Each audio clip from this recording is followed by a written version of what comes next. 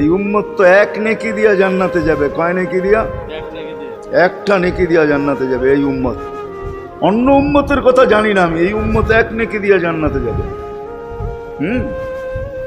নবীর একটা আদর্শের কারণে জান্নাতে যাবে। সিরত মানি আদর্শ, আর এটা আমরা কদমে কদমে মুহতাজ।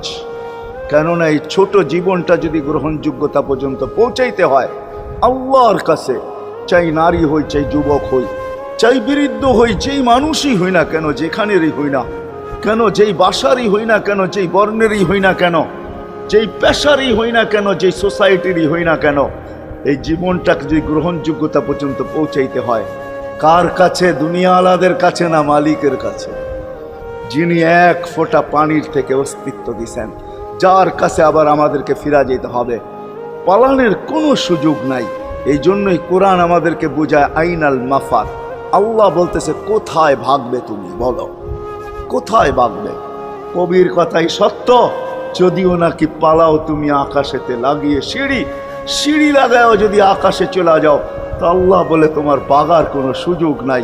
কেননা ইল্লা বি সুলতান, ওইখানেও আমার রাজত্ব, এইখানেও আমার রাজত্ব।